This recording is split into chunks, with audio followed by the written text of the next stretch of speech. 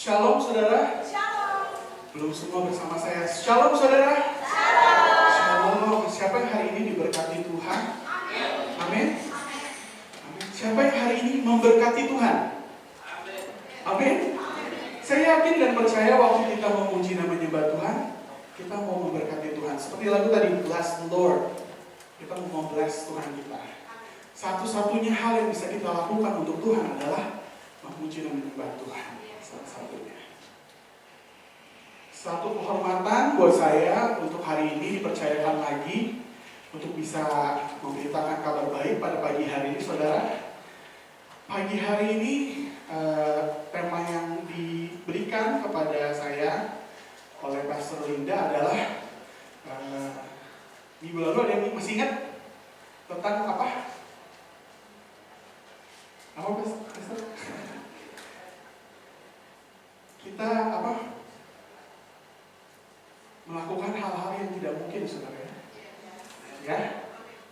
Makanya pada pagi hari ini tema saya adalah the impossible. Katakan the impossible. Artinya kalau bahasa Indonesia mustahil. Ya, mustahil.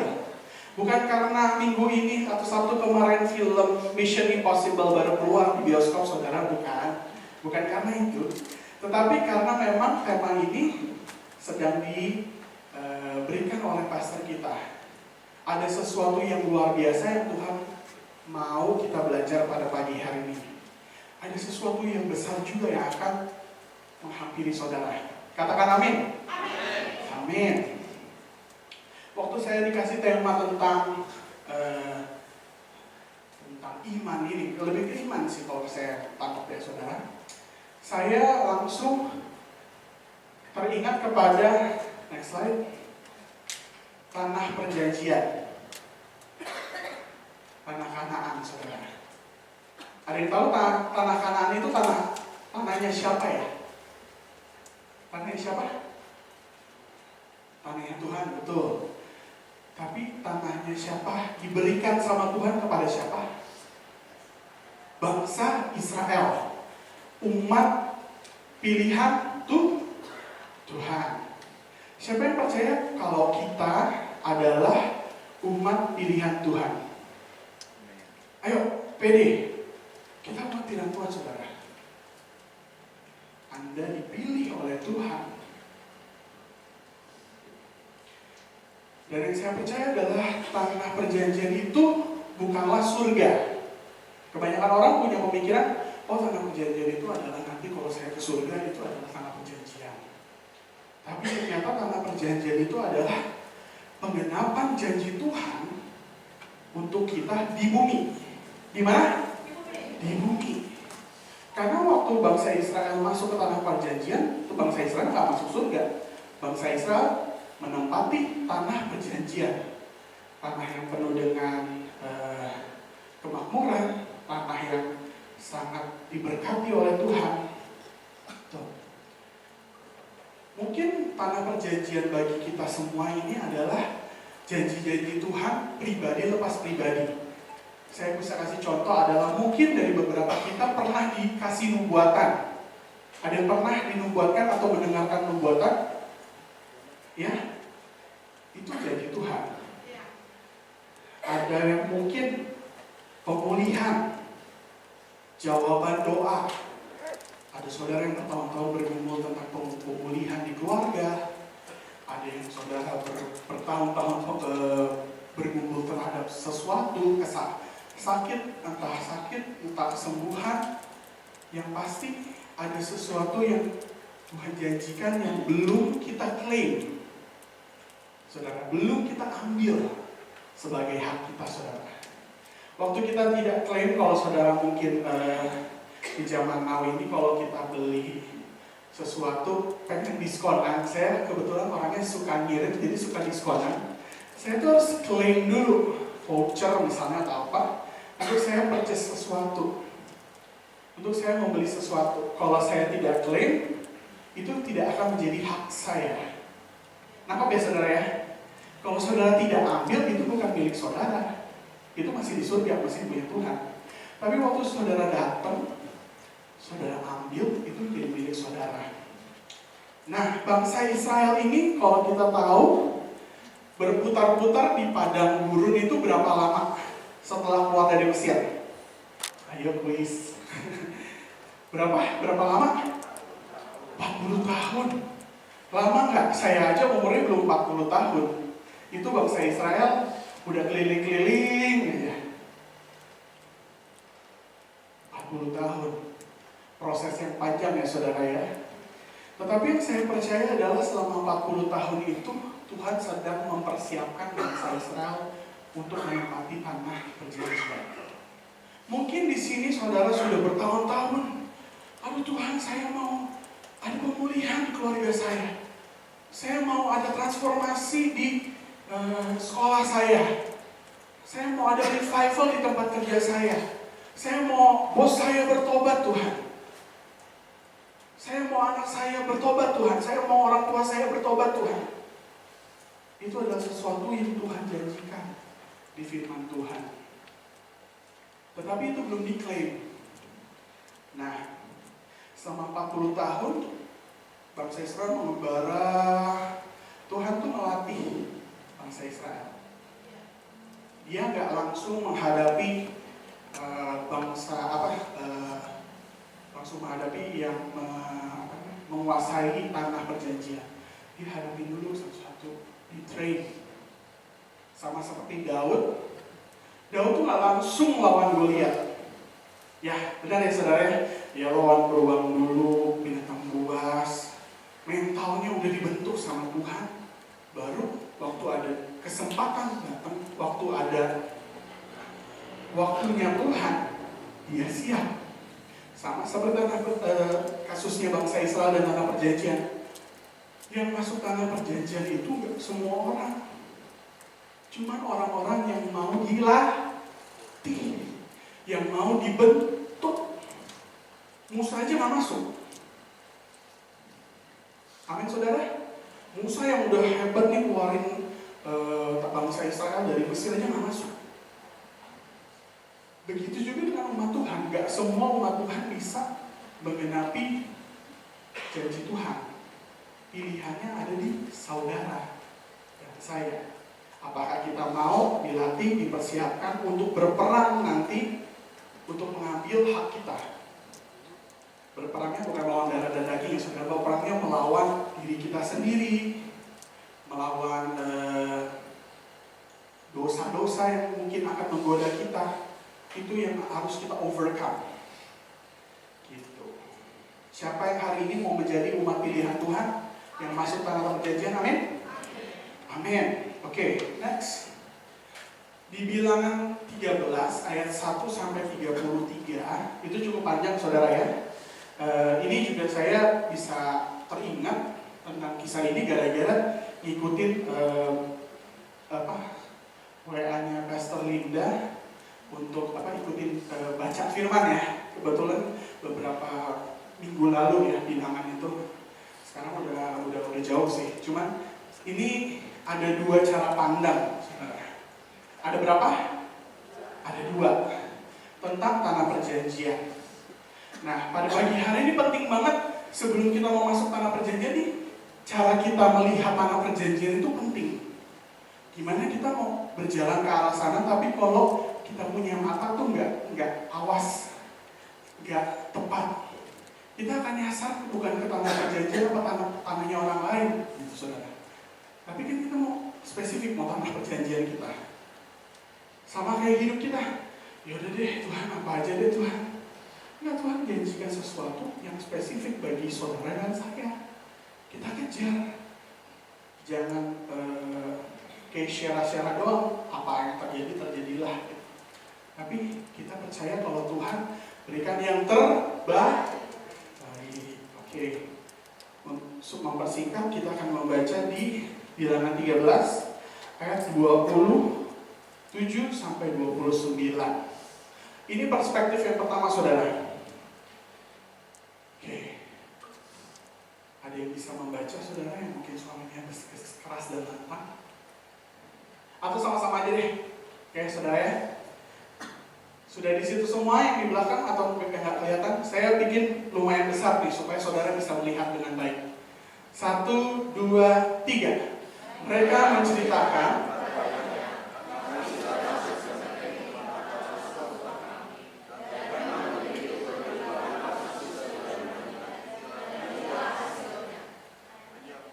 next.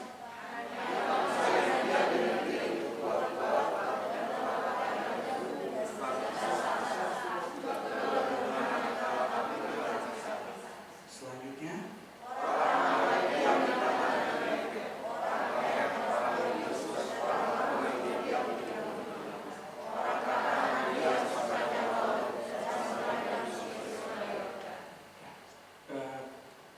oke. Ini adalah perspektif 10 pengintai. Berapa? 10. Ada 12 pengintai. Saya ingat banget waktu saya sekolah minggu ini sering sekali diceritakan, tapi baru saya mengerti banget nih sekarang kenapa. Ada 10 pengintai yang melihat memang kita masuk ke negeri di mana kau suruh kami. Memang negeri itu berlimpah susu dan madunya, dan inilah hasilnya. Udah tahu nih, benar nih, daerahnya subur, daerahnya luar biasa. Cuma 1 ayat yang mereka bilang hal yang positif, saudara.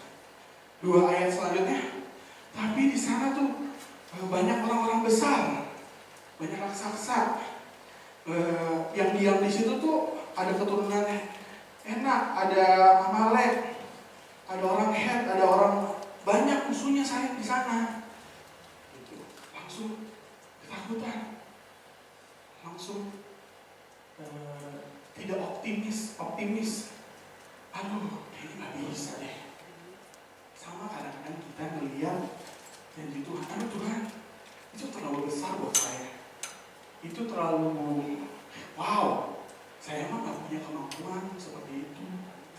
Saya emang nggak disiapkan, orang tua saya kan begini, pendidikan saya kan seperti ini.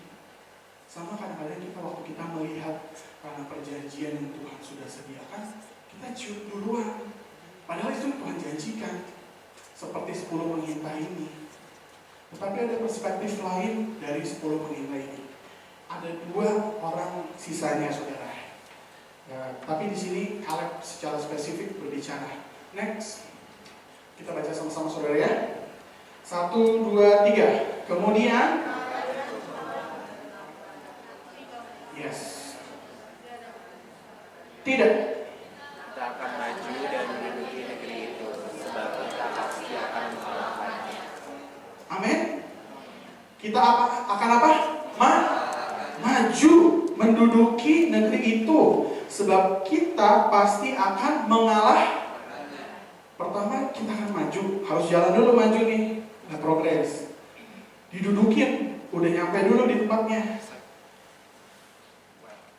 baru dikalahin tempat ya penguasa di situ. Katanya si Kaleb, dari semua orang dia langsung tidak, gitu. Saya membayangkannya dia langsung tidak, gitu. Dia lain udah mana? Enggak, bisa. Udah dijanjiin sama Tuhan. Kenapa Kaleb dan Yosua punya perspektif seperti ini? Karena saya percaya kalau saudara baca-baca di ayat sebelum dan sesudahnya, ini nih yang 10 pengintai ini bukan orang biasa, saudara ya. 12 pengintai ini adalah utusan dari setiap suku di bangsa Israel. Orang-orangnya bukan orang-orang ecek-ecek. Dia tuh spy. Kalau zaman sekarang tuh mungkin secret agent, seseorang yang ditrain, seorang yang luar biasa, punya skill. Karena kan dia hintai, harus ngumpet-ngumpet, gak boleh ketahuan. Dia adalah orang yang terlatih. Dia adalah orang yang terpilih dari suku-sukunya. Tetapi saudara tahu angkatannya Kaleb dan Yosua itu banyak yang mati di padang gurun. Jadi ini angkatan yang 10 ini kemungkinan besar itu masih muda-muda. Dia tuh belum pernah lihat kejadian-kejadian bagaimana Tuhan membebaskan bangsa Israel dari Mesir. Ada 10 tulah yang Tuhan lakukan. membelah laut. Ya, itu kan amazing sekali. Sedangkan Yosua dan Kaleb melihat, mengalami. Jadi mereka tuh punya modal untuk percaya. Pada pagi hari ini saudara harus pikirkan hal apa yang sudah Tuhan lakukan dalam hidup saudara sebagai motivasi, sebagai rasa percaya saudara. Tuhan bisa lakukan lagi.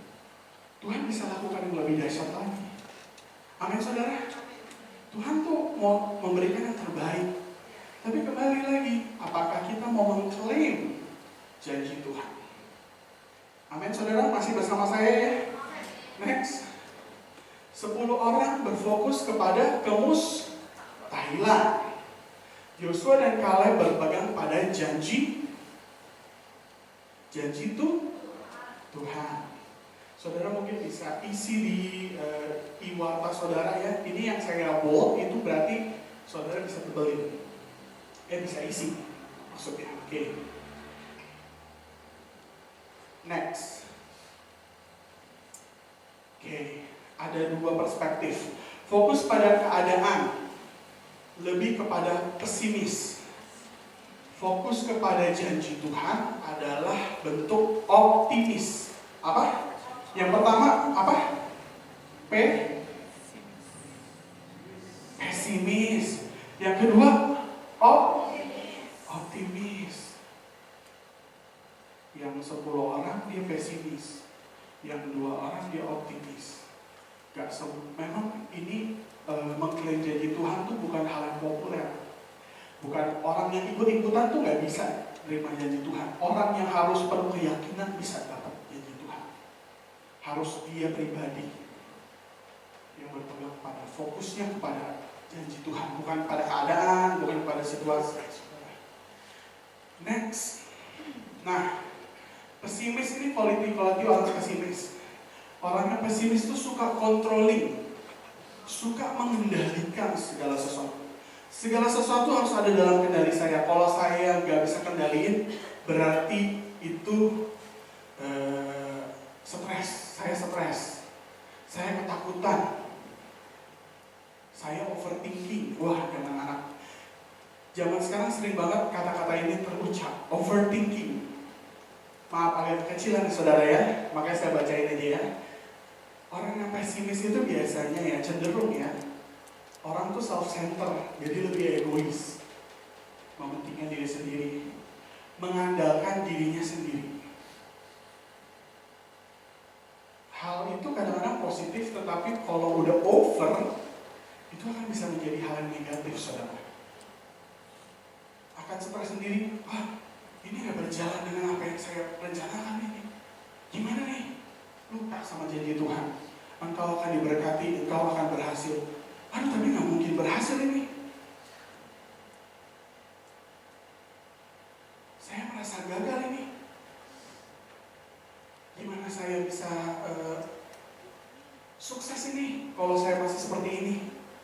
Itu adalah hal-hal pesimis yang membuat kita stres, yang membuat kita ketakutan. Ini nih si 10 penghina ini tuh takut. Ya, takut sama musuh-musuh yang raksasa yang besar itu. Makanya jadi pesimis. Dia mikirnya, nanti kalau saya mati gimana nih kalah sama si raksasa nih. Egois. Dipikirin, nanti harus lawan orang head. Ini amori. Overthinking ya. Tenaga kita nggak sekuat mereka. Mereka kan dapat nutrisi yang baik, madunya bagus, mengandalkan diri sendiri. Padahal lupa Tuhan yang besar mereka. Ada hujan es, air jadi darah, dilupa tuh hal-hal dahsyat yang Tuhan lakukan. Amin saudara. Next. Oke. Filipi 2 ayat 4. Dan janganlah tiap-tiap orang hanya memperhatikan kepentingannya sendiri, tetapi kepentingannya orang lain. Waktu kita mengutamakan orang lain dibanding diri kita akan menjadi bukan orang yang pesimis. Kalau fokusnya hanya diri kita terus, keadaan kita terus, kita nggak bisa lihat visi Tuhan ke depan. fokusnya kepada diri kita, itu membuat kita tuh kalau orang lihat tuh cuma ngatain gini, oh gini ya, oh gini. Tapi nggak bisa jalan ke depan.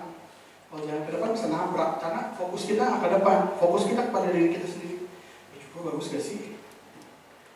Oh ini, orang siap-siap mau pergi, dia siapin terus dirinya dia nggak pergi-pergi. Baju ini bagus ya, sepatunya kurang bagus nih, kayaknya ganti lagi. Bajunya nggak cocok nih kayaknya sama celananya, bajunya diganti, celananya nggak cocok. Tapi dia nggak berangkat. Sama, kadang-kadang kita kalau fokus sama diri kita sendiri, kita lupa Tuhan tuh mau pakai kita, bukan untuk diri kita doang. Tuhan tuh mau pakai kita untuk memuliakan namanya di bumi ini, menjadi orang yang menangkap janji Tuhan dan yang akan menggenapi janji Tuhan. Amin. Next. Oke, serahkanlah segala kekhawatiranmu kepada 1 Petrus 5 ayat 7. Serahkanlah segala kekhawatiranmu kepadanya, sebab Ia yang memelihara kamu. Siapa yang memelihara kita? Tuhan. Jadi nggak perlu takut. Itu udah adalah bagian dari rencana Tuhan bagi hidup kita, saudara. Yang punya tanggung jawab untuk memelihara kita adalah siapa? Tuhan. Pilihan kita adalah apakah kita mau masuk kepada rencananya Tuhan. Amin. Next slide. Saya suka sekali dengan ayat ini. Di Filipi 2 ayat, ini lanjutannya tadi yang Filipi 2 ayat 4 ya saudara. Ini Filipi 5-nya saudara, 2 ayat 5. Hendaklah kamu dalam hidupmu bersama berarti bersama-sama, menaruh pikiran dan perasaan yang terdapat juga dalam Kristus. Apa? Pikiran sama perasaan. Saya pikir-pikir, saya rasakan. Nah ini manusia paling penting nih, dipikirin terus, dirasain. Aduh, gimana ya nih, takut nih. Tapi kita lupa, itu harus ditaruh di Kristus. Saya juga lihat di terjemahannya di NIV ya saudara ya. In your relationship with one another, have the same mindset as Christ Jesus. Punya mindset, punya pikiran. Saya setiap kali baca kata mindset ingat sama khotbahnya Bapak Minsanto itu tentang mindset. Begitu seperti diomongin. Om Toto ngomong harus mindsetnya nggak masalah. Dengar orang lagi berbicara, mindsetnya tuh harus benar. Mindsetnya tuh harus kerajaan Tuhan. Mindsetnya itu udah posisinya tuh sebagai anak Tuhan. Kalau kita posisinya sebagai orang asing, Tuhan itu tuh orang asing, kita nggak bakal sepede itu, kita nggak bakal optimis, kita akan bukan negatif, kita akan pesimis. Tapi kalau kita punya mindset yang benar, kita akan optimis, saudara. Next slide. Oke. Di NLT, New Living Translation itu, you must have the same attitude that Christ had. Sikap kita juga harus seperti Kristus. Jadi pertama mindset, pikiran, cara berpikir. Tapi sikap kita juga penting. Waktu kita punya sikap seperti Tuhan Yesus yang optimis, itu akan membawa kita kepada tanah perjanjian. Next. Orang yang optimis itu adalah orang yang percaya. Orang yang tidak takut, fearless. Orang yang bersemangat. Siapa yang pagi-pagi bangun, aduh, hari ini harus ketemu bos saya nih. Hari ini harus ketemu coworker saya nih yang resek. Aduh, harus ketemu nasabah nih. Aduh. Tapi harus semangat, saudara. Wah, hari ini akan ketemu nasabah nih. Wah, bisa bertobat ya tuh nasabah tuh. Saya mau bawa dia ke Tuhan tuh. Ada rasa aman. Di zaman sekarang ini banyak sekali orang yang tidak merasa aman, takut terhadap segala sesuatu, takut kepada hal yang tidak stabil. Tenang, gak gerasa gerusuk, gak panik. Berlawanan sekali ya saudara sama orang pesimis ya saudara. Berani. Sama kayak Kaleb, tidak. Tenang. Kaleb mengandalkan Tuhan. Jadi dia fokusnya tuh gak sama Tuhan, gak sama kekuatan saya sendiri. Oh tenang, Tuhan akan bela. Tenang, Tuhan akan bantu. Tenang, Tuhan akan berikan strategi yang baik untuk masuk ke dalam perjanjian. Amin? Jangan lupa kita tuh punya Tuhan yang besar. Amin? Amin. Next slide. Saya nggak tahu quotes ini siapa yang bikin, tetapi saya diberkati sekali sama quotes ini. Sering banget orang mengatakan quotes ini. Let God be God. He knows what He's doing. Kalau saya artikan saudara, biarkan Tuhan jadi Tuhan. Dia tuh tahu apa yang dia lakukan. Gitu. Kadang-kadang kita suka jadi Tuhan, ngatur Tuhan. Tuhan, saya maunya ya nanti di masa depan begini. Anak saya tuh begini Tuhan. Dia harus jadi begini Tuhan. Lupa sama rencananya Tuhan. Biarkan Tuhan yang berkehendak. Jangan ngotot sama keinginan kita. Karena keinginan kita kadang-kadang tidak murni. Sudah terkontaminasi dengan keinginan duniawi. Harus fokusnya harus tahu nih. Kalau kita Tuhan arahkan ke sini kenapa? Biarkan Tuhan jadi Tuhan. Jangan kita ngatur Tuhan. Ya? Amin saudara. Tuhan tuh tahu loh apa yang dia kerjakan. Kadang-kadang kita suka lucu. Misalnya kalau saudara pencipta lagu dia menciptakan sebuah lagu.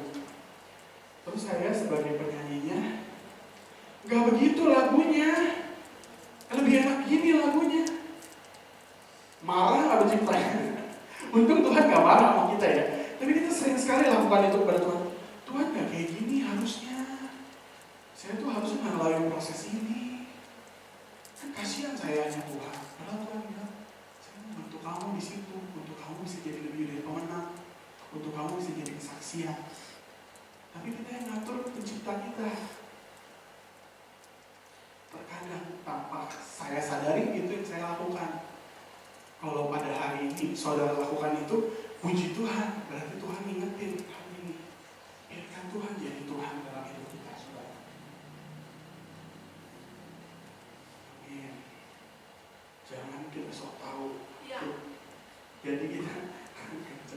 Jadi kita jangan jadi umat yang sok tahu.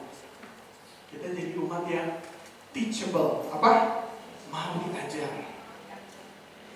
Situasi dan kondisi akan membentuk kita, saudara. Amin.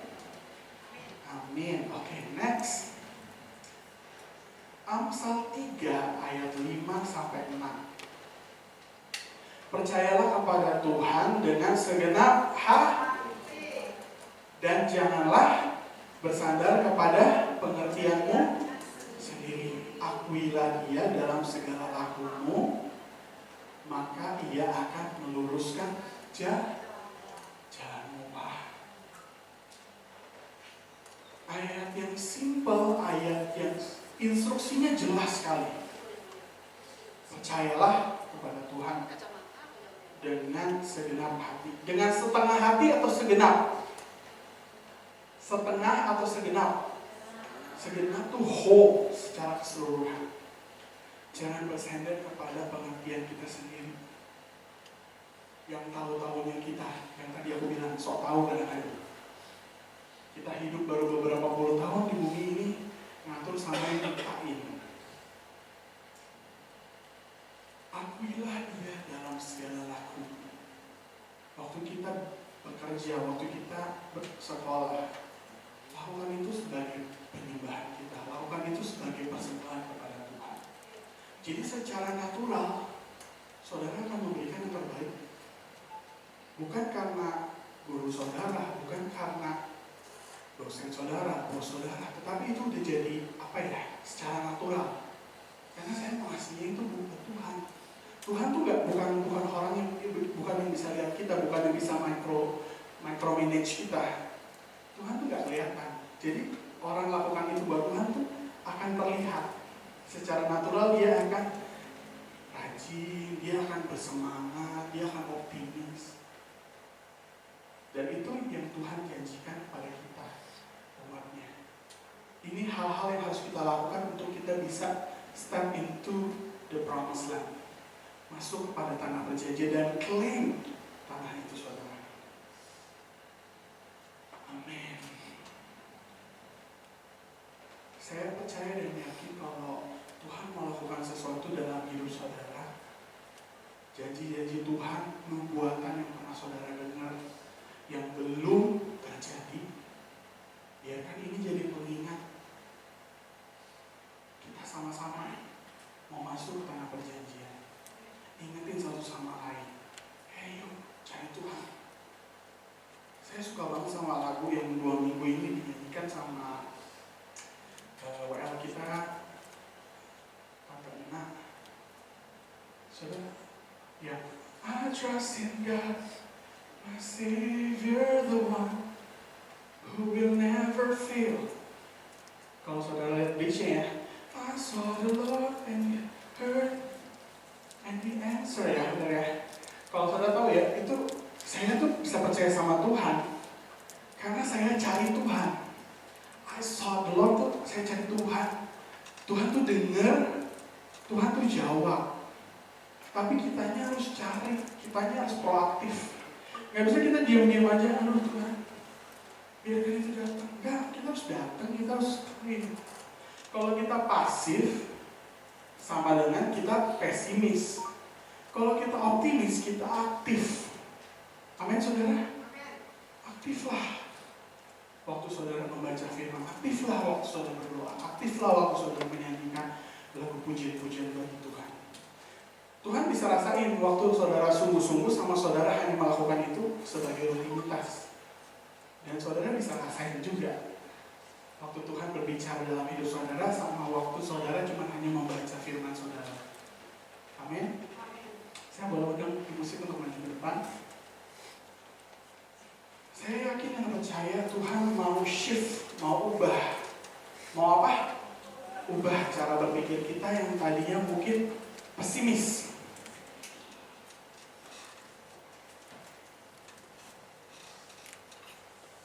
Tuhan, saya mau diberkatin. Kalau Tuhan tanya ke saudara, saya akan kasih 1 M ke Anda. Apa yang Anda lakukan dengan 1 M itu? Oh, saya akan beli kulkas, beli mobil, beli motor. Jangan lupa, berkat Tuhan itu bukan buat kita doang, saudara. Buat siapa? Buat orang sekitar kita, untuk menjadi berkat.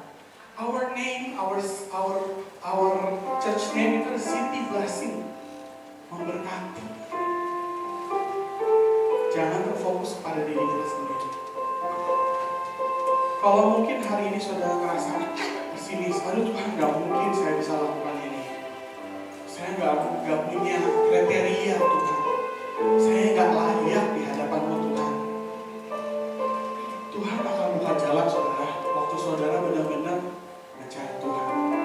Waktu saudara benar-benar berserah total, Tuhan, saya mau dibentuk.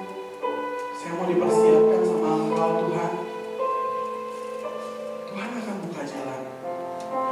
Pribadi lepas pribadi, saudara boleh tundukkan kepala. Kita mau sama-sama minta sama Tuhan pada pagi hari ini. Tuhan, berikan saya pencerahan Tuhan. Berikan saya jalan keluar Tuhan. Saya gak mau stuck di tempat yang sama bertahun-tahun Tuhan. Give me something great, give me something wonderful. Saya mau lebih dan lebih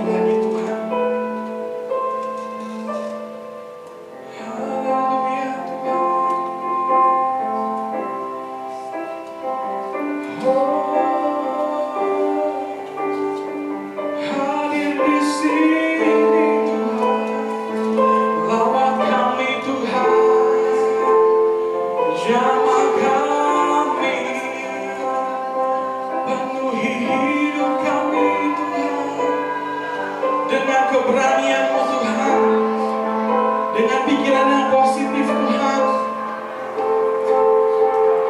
dengan ide-ide yang brilian Tuhan, dengan semangat Tuhan.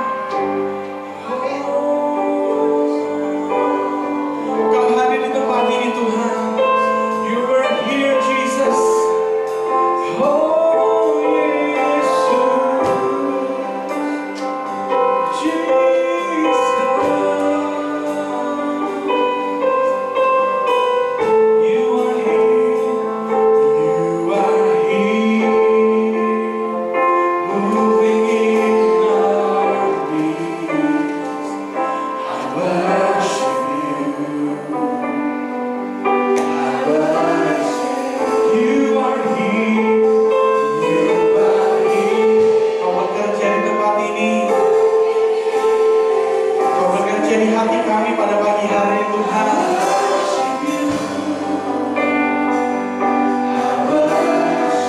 You are here,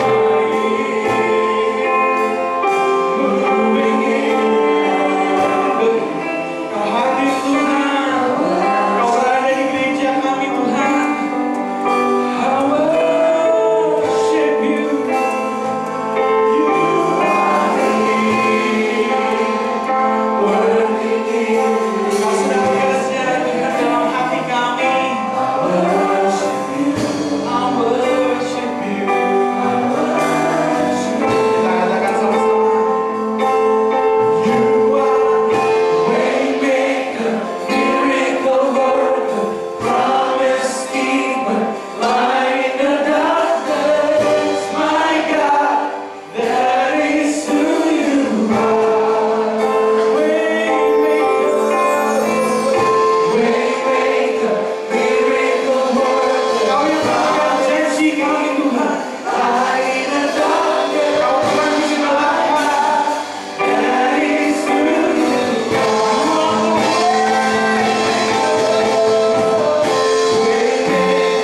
Miracle worker, promise keeper, light in the darkness. My God, that is who you are.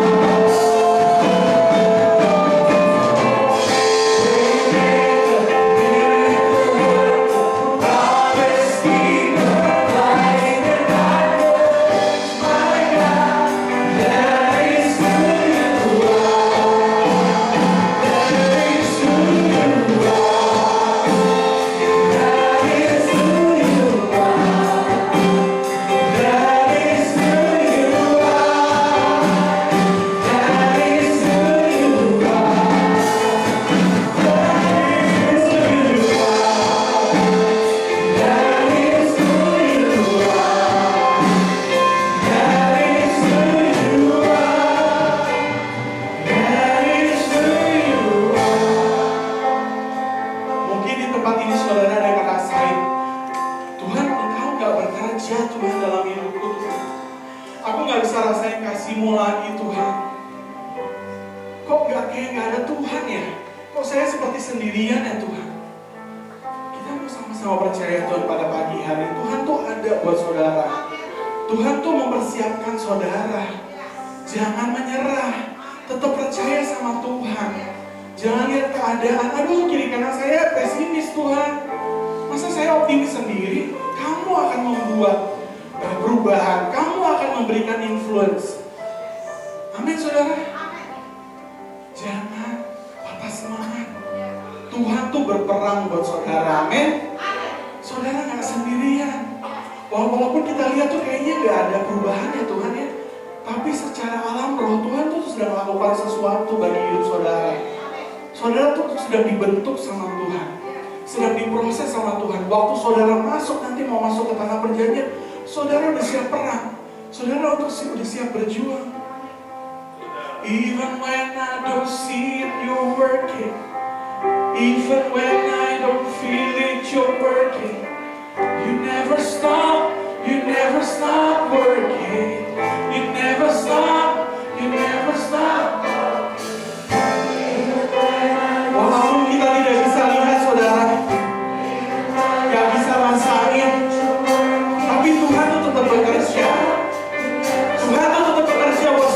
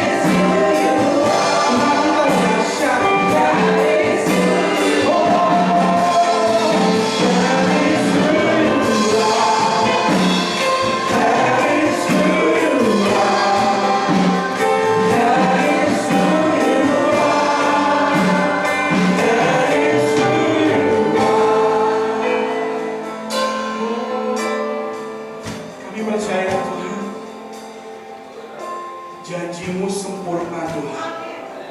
Kami mau berpegang pada janji-Mu Tuhan. Kami gak mau menjadi umat-Mu yang pesimis Tuhan. Kami mau menjadi umat-Mu yang optimis. Haleluya Tuhan. Kita sama-sama percaya Tuhan, kalau Engkau akan membawa kami kepada kemuliaan dan kemuliaan.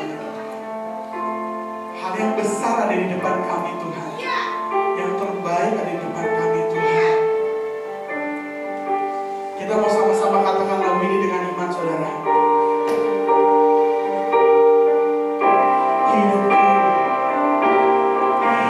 Hidupku menggenapi firman-Mu. Tanda mujizat sertai tiap langkahku. Siapa yang bersama kita? Kau bersama Tuhan dalam kita saudara. Di dalam cari bukti kebesaran.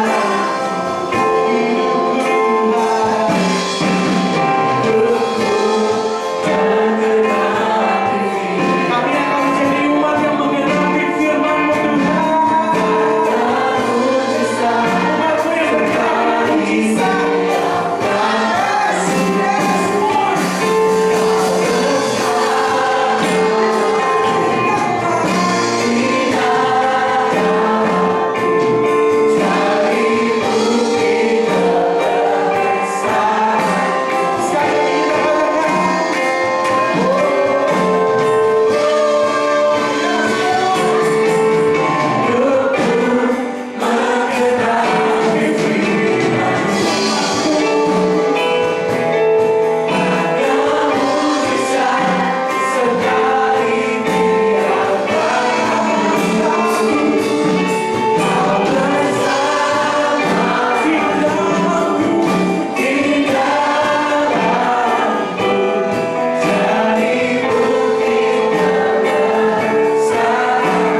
katakan, Kau bersamaku.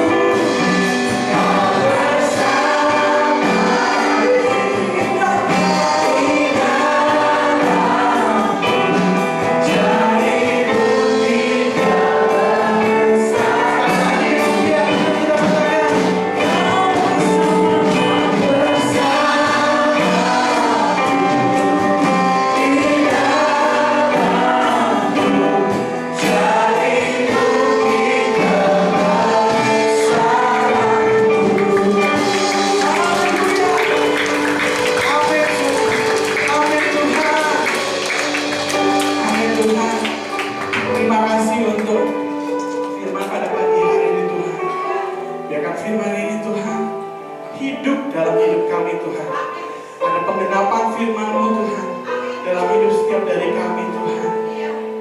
Bahwa kami Tuhan setia pada proses Tuhan. Setia pada apa yang Engkau ajarkan dalam hidup kami Tuhan. Biar kami bisa masuk ke tanah perjanjian sebagai umat Engkau yang siap Tuhan mengenapi firman-Mu Tuhan. Terima kasih Tuhan. Jemaat Engkau akan menjadi lebih dan lebih mengenal Tuhan dan menjadi seperti Tuhan. Haleluya Tuhan. Semua yang percaya katakan